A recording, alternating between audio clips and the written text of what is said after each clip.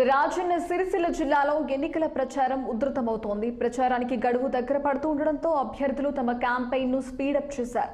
అభ్యర్థులకు మద్దతుగా ప్రచారం నిర్వహించేందుకు కీలక నేతలను అగ్రనాయకత్వం రంగంలోకి దింపుతోంది. నెల 25న బీజేపీ అభ్యర్థి వికాస్ రావు తరపున ప్రచారం చేయడానికి యూపీ ముఖ్యమంత్రి యోగి ఆదిత్యనాథ్ వేములవాడకు రానున్నారు.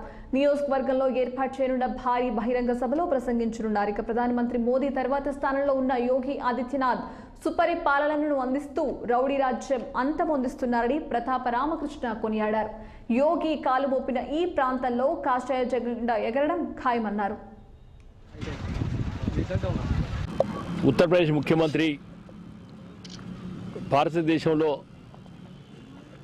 మోడీ తర్వాత స్థానం ఆదిత్యనాథ్ యోగిదే. మనందరం కూడా చూస్తూ ఉన్నాం.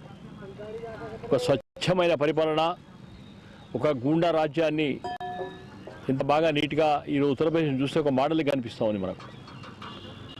మరి అలాంటి వ్యక్తి తెలంగాణ రాష్ట్ర ఎన్నికల సందర్భంగా 30 జరిగే ఎన్నికల కోసం మన బహిరంగ సభకు వస్తూ ఉన్నారు. వారు దీనికి మన పెద్ద ఎత్తున ప్రత్యేకంగా యువకులు, మహిళలు పెద్ద ఎత్తున స్వాగతంగా. నాయకులు వేరు, నైతిక నాయకులు వేరు.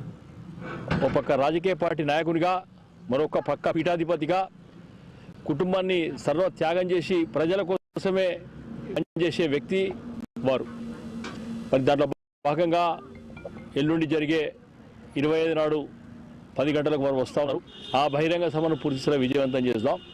ఇప్పుడు కూడా ఏర్పాట్లను పరిశీలించడం జరిగింది. దాదాపు 25-30 మంది యువకులు స్వచ్ఛంగా తరలిరావడానికి ఈ కాన్స్టిట్యూన్సీ నియోజకవర్గం సిద్ధంగా ఉన్నారు. మన బండి సంజయ్ గారి దాని యాత్ర తర్వాత భారతీయ జనతా పార్టీ ఉత్సాహం నింపుకుంది.